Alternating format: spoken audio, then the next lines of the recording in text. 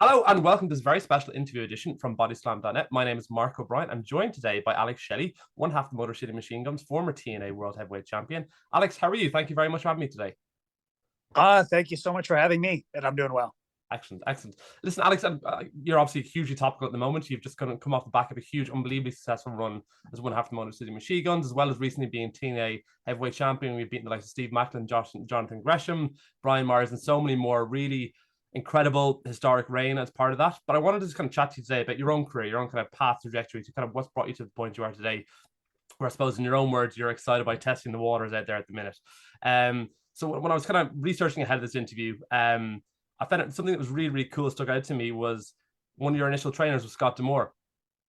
And obviously that's been somebody who's been really important to you throughout your career through TNA, or so maybe not important, but rather he's been consistent throughout your, particularly in your run with TNA, all the way through to the modern day where you've been the TNA World Heavyweight Champion under his reign. I was hoping you can kind of give us a bit of insight into in terms of both your relationship with Scott D'Amore from that early stage and to where kind of, I suppose, where it's gone to now, from being one of your initial trainers to being your former, I suppose, your bossman within TNA as such. Yeah, boss is the right term. When I first started wrestling, I was 18, and at that point, Scott had quite a bit of influence in the Metro Detroit area, the Southeast Michigan corridor of pro wrestling. And a lot of that was due to his connections. A lot of that was also due to his experience and the fact that he was a pretty successful promoter with the wrestling school. Therefore, to impress Scott at that point was high on my priority list. And eventually I did that. He invited me to train at his school, which was a complete honor. I trained alongside Chris Sabin and P.D. Williams. And we had already started having matches, but at the same time, we were the next generation of guys, along with Jimmy Jacobs, in this area were coming up. And we were also four of the only wrestlers who, at that point in time, were willing to get in a car and drive 6 hours for very little money, but great experience. And every weekend, some combination of us, and usually it was Jimmy and I, just ourselves quite a bit, were in the car making the rounds. And we were very fortunate to catch on at IWA Mid-South, at CW, Ring of Honor, we drove to many times. And the four of us experienced various levels of success quite early because of that. And a lot of that was due to Scott both cultivating our talent in terms of using it and presenting it at a pretty high level in border city wrestling promotion, as well as nurturing it.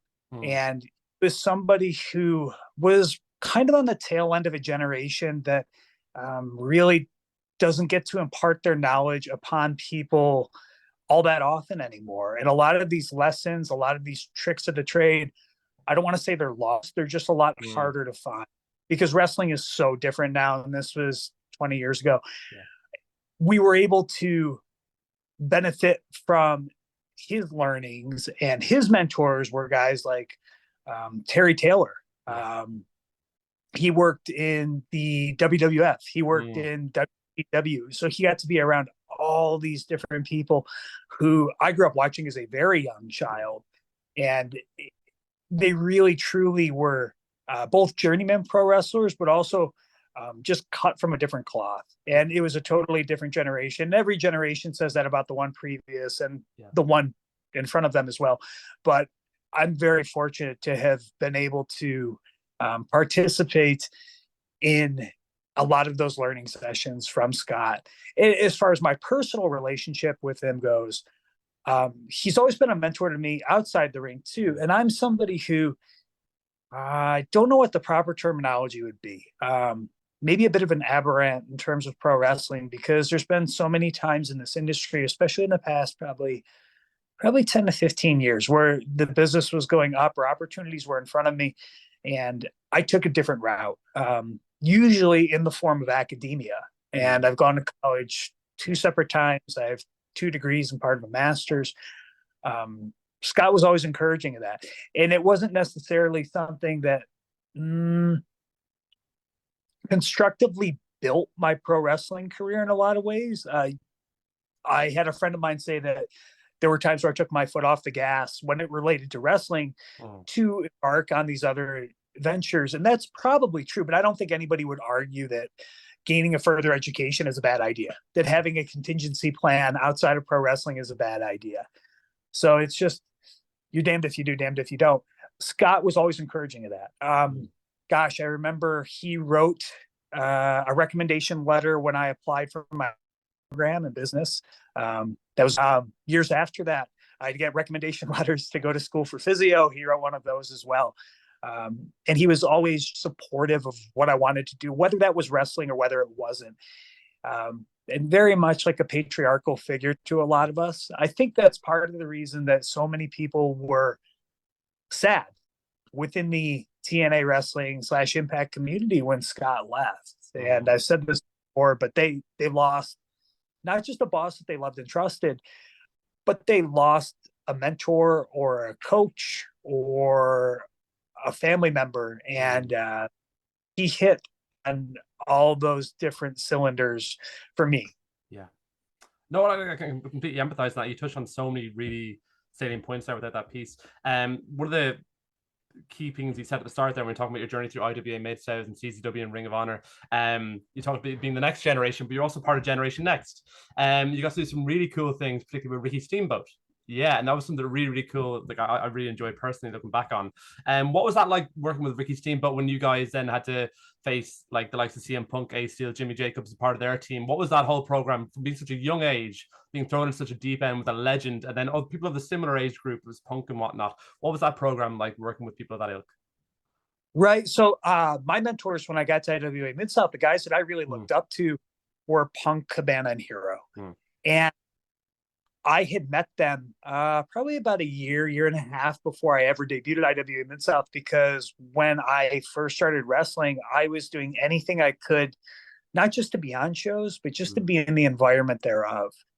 You can call it paying dues or grunt work or whatever you want, but I was more than happy to drive to a show and set the ring up and do security and take ring jackets to the back, set up the chairs, pick up people from the airport, drive them wherever they needed to go.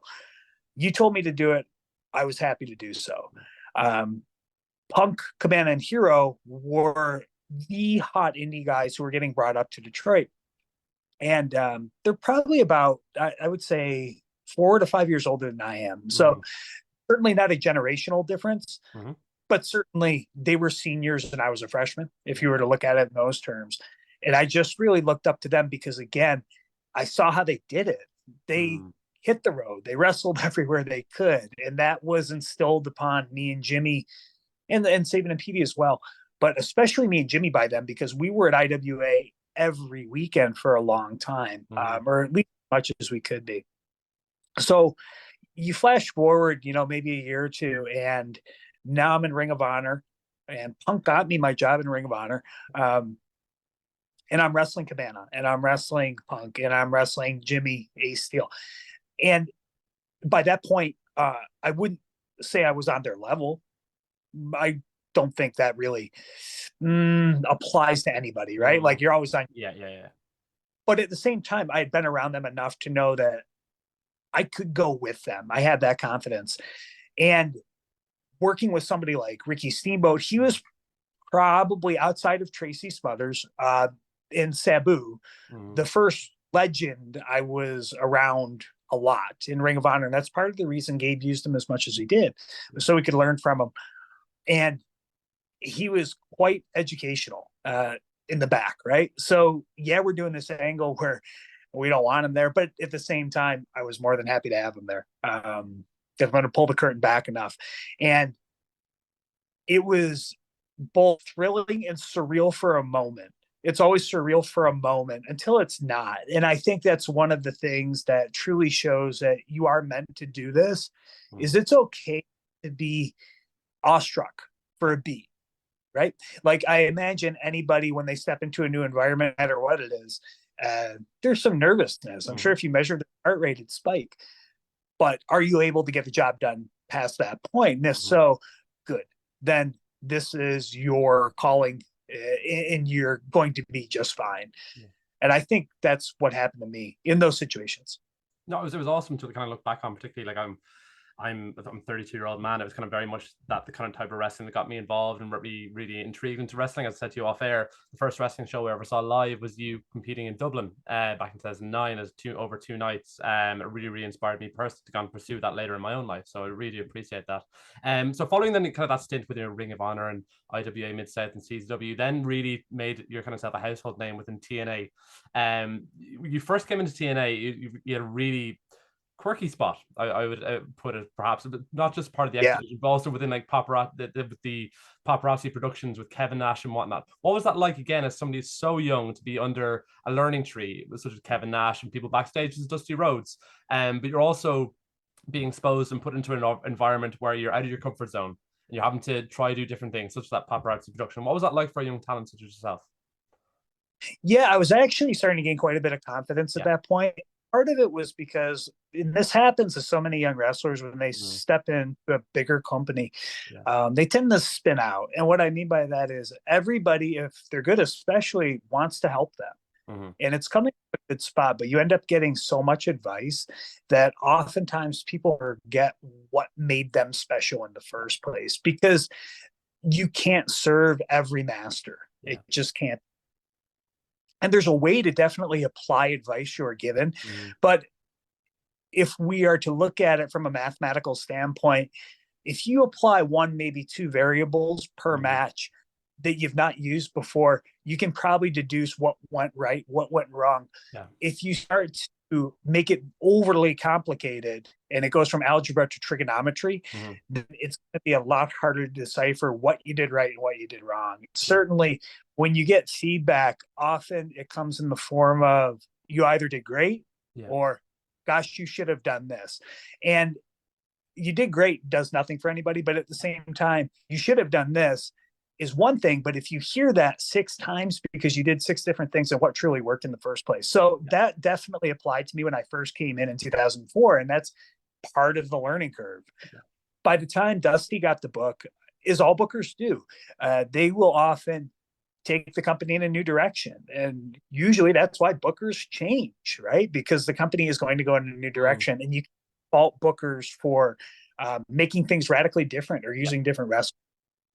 So they wanted to keep me under contract, but at the same time, I wanted to wrestle, and I wasn't going to be used on TV for an indefinite period.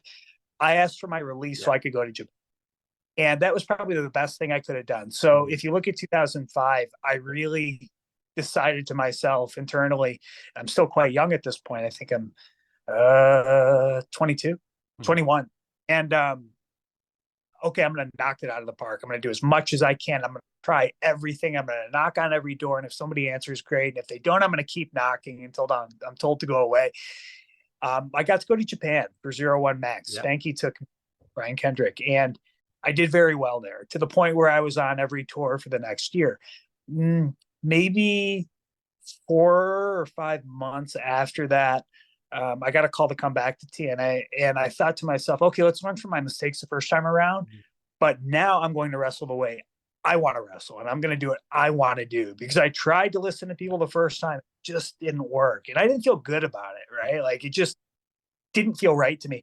But now I've been able to cut my teeth and start growing in Japan. And in the meantime, I'm wrestling for Ring of Honor. I'm wrestling for CZW. I'm doing the higher end tournaments like the Super 8. I had a WWE tryout. So it's going well. And that was when I really started to realize, okay, I can do this. I got this now. When they put me with Kevin, though, that was, again, a moment where you're awestruck, but just for a second. Okay, wow, like Kevin Nash. And this is a guy who I had learned so much from some of the veterans prior. I'd already named Steamboat and Tracy Smothers and Sabu and Scott too. But Kevin Nash was a guy who's been in Adam Sandler movies, a guy who was instrumental in the Monday Night Wars. And they wanted me to go back and forth with him verbally. Okay, I guess they put me in the spot for a reason. But what I lucked into was a situation where we're both from Detroit. We both had like the angry Midwestern roots within us. We both grew up in the same areas. We both had similar upbringings. And that commonality made it a lot easier for me. So right out of the rip, after we filmed our first few paparazzi production series together, it was like, oh man, This was super fun. And Kevin said, they wanted me to treat you like my young boy. Like, you can be my young boy, but I'm not going to treat you like that. And I was so lucky to have his mentorship for a year. He never treated me as anything less than, to some extent, an equal, as far as the character work went. And that was massively beneficial for me. Because of that, we got a better output. People still talk about those things today. Yeah. And I'm so proud of the fact that, and Kevin attested this, like, none of it was written for us per se, right? They would create these overarching situations, but the verbiage for the most part was just Kevin and I riffing, and Jeremy Borash had a huge hand in that too. Outside of the three of us, though, like, nothing was written down. There was no script, nothing. It was just us. And I love that part of it. That was awesome. Like, that's like you're talking about there. That's incredibly brave, being able to take a step away from a relatively secured environment, even though you're not going to be performing. It's probably a regular paycheck as well. As somebody at such a young age, to back yourself, to go to different continents, over to 0-1 in Japan, become the US champion, face Andre Dutt, Christopher Daniels, having so many amazing matches over there as well. But then when you after you've kind of finished up with Proper RC Productions, you then moved into what I think was one of the catalysts for TNA really taking off at a time, when they really kind of invested in their tag team division. You were then teamed up with Chris Sabin as part of the Motor City Machine Guns. You're a time when there's yourselves, LAX, Team 3D, Beer Money, and obviously the British Invasion, so many amazing teams. What was that run like for you personally from that 2007, 2010, 12 period? What was that like in particular? Because it really captured the imagination. You guys in particular stood out head and shoulders above everybody else in that division, in my opinion.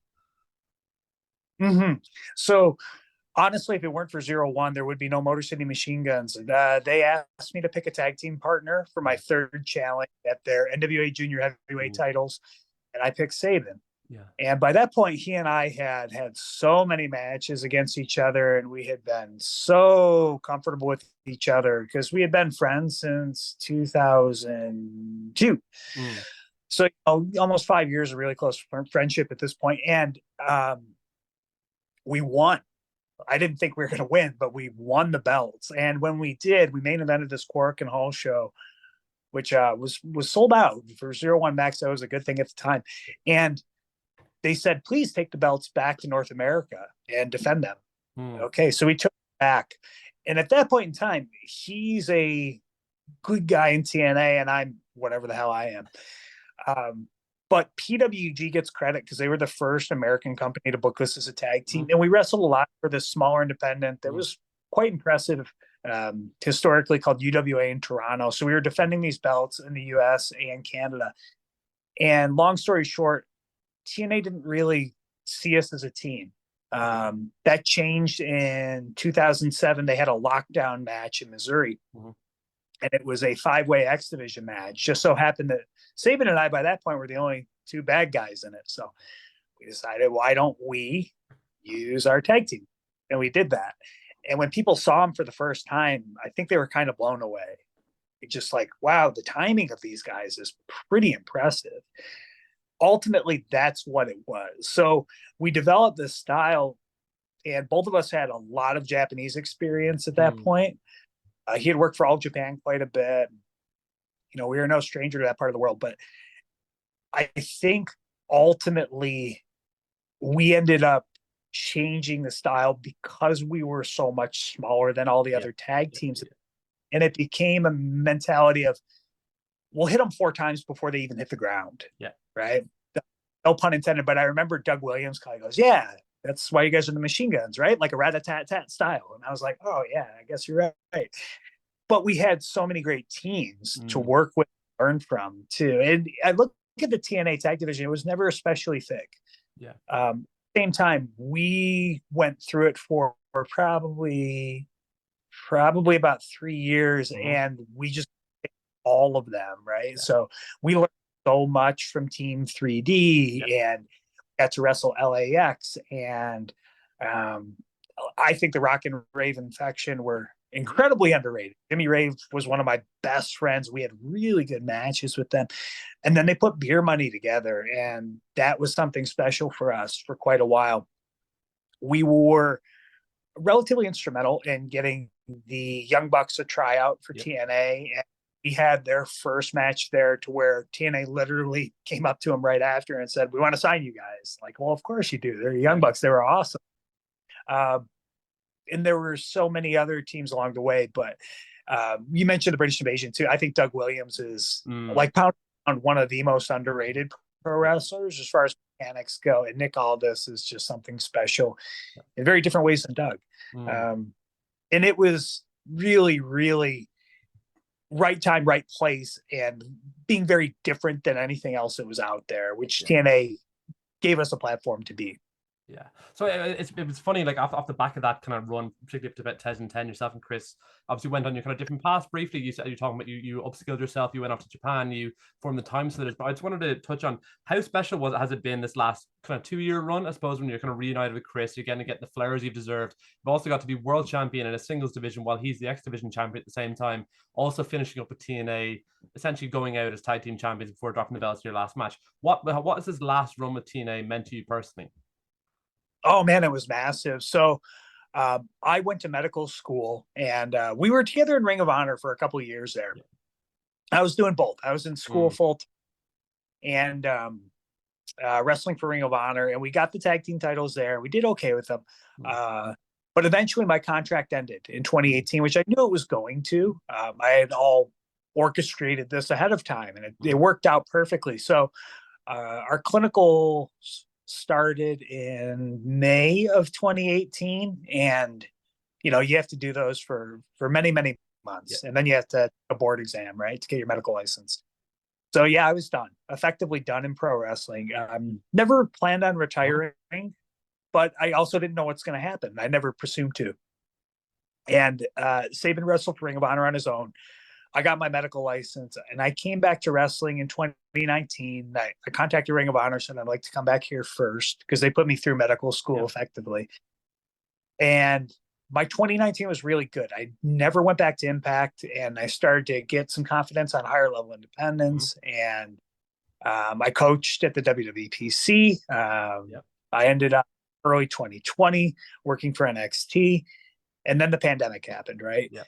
And at that point, even though I had offers on the table from different companies, I didn't know what was going to happen. But I did know that the entertainment industry was going to take a hit, and it did. It truly did. I personally value giving. I very much feel like I do better in life when I'm connecting with other human beings and helping them in any way I can. That'll always be a part of me. Like, I've grown into that role. And my job was both stable financially. I worked all through the pandemic, and it allowed me to do that. And I ended up coming back to TNA for a little bit. I was extremely cautious with the COVID precautions. Eventually, when they ended up rolling out vaccines in the US, my company mandated I had to get one, and I had to step away from wrestling again. And it just is, right? Like, it just was what it was. That's a long way around to say by the end of 2021, I come back again. And this time I basically had to claw up from the ground up because Impact was full, and like the spot I had was gone. That happens in wrestling. Like, it'll disappear very quickly. Not to say they weren't going to use me again, but like the role I was in was no longer there. So when I ended up coming back to Impact in 2022, this time I really had a different mindset and like a different appreciation for everything, even more so than when I came back from medical school. And I think part of that was because of the pandemic. I realized how quickly things can be taken. So I thought, you know what, I'm just going to bust my ass. And in 2022, this sounds ridiculous, but I have stated this before. I had eight, like before 9, after 7, 8 days off the whole year. Because I ended up working 40 hours a week, if not more, in physio, and combined with travel and wrestling. And I had over 100 matches that year. I stretched myself as thin as I could. I just wanted to see what I could do. And I wanted to do this because I loved both jobs. So that's the only way I survived it. People ask, and it's like, the only way I could do it was because I really liked both of them. That's it. Signed with Impact in 2023, and then became world champion. And along the way, Saban and I reconnected.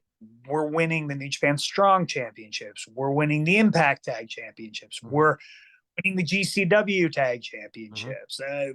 there's other ones out there too. We're having these really great experiences, and we've changed as a team. And our styles are very different now. The way we approach tag team wrestling is very different now. And ultimately, to reconnect with him at that point, because we had done so many singles matches on our own, it 100% made us a better tag team. 100%. We just had so many new tools we could use. We just viewed things differently, been in these different situations. But that was truly where I feel like our best work was probably within the past 2 years, if you were to take a look at it. And that was very special to me to see, like, yeah, we can still grow. Like, you never stop growing, right? Everybody who brain cells to rub together knows that you shouldn't. But it was nice to see it happen so rapidly and like so dynamic. And then to see him still continue, he's one of my favorite wrestlers, right? Like, there's only maybe like 10 guys that I'll go out of my way to like really truly watch. And like Saban's one of them. He's just so good. He's unbelievable. No, that your piece there about getting more from giving than anything else, like, hugely resonates with me. That's really nice to hear. You've been hugely giving your time with me. I've just got 2 quick follow-up questions. You touched on earlier just with Scott D'Amore leaving TNA. What was that like in that transition period with Anthony Ciccone coming into TNA? What was that? There was all sorts of speculation going on within the internet and whatnot. What was that like for you personally, as being part of such a long-term member of the TNA roster at the time, and how did that affect you personally? It was very sad. Yeah. And again, the sense of loss was quite strong. Yeah. The other thing that I had experience in, but not as many other people did, there were a handful of us who we've been through these situations where the booker has changed. And it's scary if you've not been through it before, because you don't know if your livelihood's going to be taken from you. I feel like TNA and Anthony and Ariel did the best job they possibly could. And of course they're going to do the best job they can. They got handed a hot product. My heart still went out to a lot of my friends who were just so distraught and so upset, and they didn't know what to do. And it's scary because it's unknown. As human beings, we're not good at predicting the future. I think I had to talk a lot of people off a ledge, and I was happy to do that, right? Because that's what, you do for your brothers and sisters. That's what you do when you're part of a team. And I think everybody's done really well with it. I've been gone for a minute, but even on the back end of it, when we were there, it's not like anybody didn't do their best. It's not like anybody said, I don't want to play anymore. Like, everybody went out there and killed it. And I think that's really cool. And these things are going to happen in life. I have been fortunate enough to not only have it happen in wrestling, but have it happen in the workforce too, right? So the company I worked for in Physio was part of a much greater medical company, and we had 2 management changes, and everybody gets shook up. It doesn't matter if you're a pro wrestler or you work at the pencil eraser company, right? It's scary when you don't necessarily know what's going to happen next. But I think everybody's done really awesome with it, and I'm proud of them. I'm proud of everybody. Yeah, like, uncertainty can cause, particularly when it's coming to somebody's livelihood, always going to cause kind of friction and whatnot, and speculation in particular. So just last question in closing, you touched on it earlier, but your time in NXT when you did debut in the Dusty Classic with Kushida as part of the Time Splitters. You also, as part of your run with your reuniting with Chris Sabin, you also appeared at AEW All Out.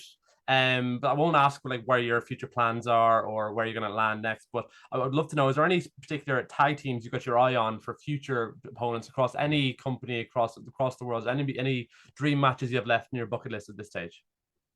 I wouldn't say it's dream matches necessarily. It's more so just kind of like, we're happy to tackle anything new. Where we're coming from in TNA, Sabin and I, we've done everything there is to do there. Everything to do. So it's time for somebody else to step up and become the new Motor City Machine Guns for that company. For us, it's time to be the Motor City Machine Guns somewhere else, wherever that may be. And I just feel so fortunate to be able to wrestle for a living. To be totally honest with you, it doesn't give you a great answer to your question, but at the same time, again, having the viewpoint that I have through my experiences, and certainly working in physical medicine, all of this can be taken away so quickly due to no fault of your own. You could be stopped at a stoplight and you get branded, and wrestling's out the window. You might not be able to walk. And I've seen so many people who just killed to have a single solitary pro wrestling match. Yeah. They trained for years just to do that, and they never hit that litmus. So honestly, just to be in the situation I'm in, I'm very, very grateful. That's amazing. No, like, listen, if they're on your radar whatsoever, just tag team's my thing. Tag team wrestling is very much my kind of flavor of ice cream, as they call it. If you've ever seen the Greedy Souls over here in the UK, they're an independent tag team, Brendan White and Danny Jones. They're absolutely incredible. I think they'd be incredible against you guys. And I'd love to see you guys against Grizzly Young Veterans again at some point. They'd be incredible. I'd love to see that on any platform, in any company, all around the world. And Alex, listen, you've been incredibly giving your time. You've been incredibly forthright as well. And I really do appreciate everything you've done for us. Thank you so much, man. I really had a great time. No problem. No, appreciate it. Listen, thanks very much for everybody for listening. Catch you next time.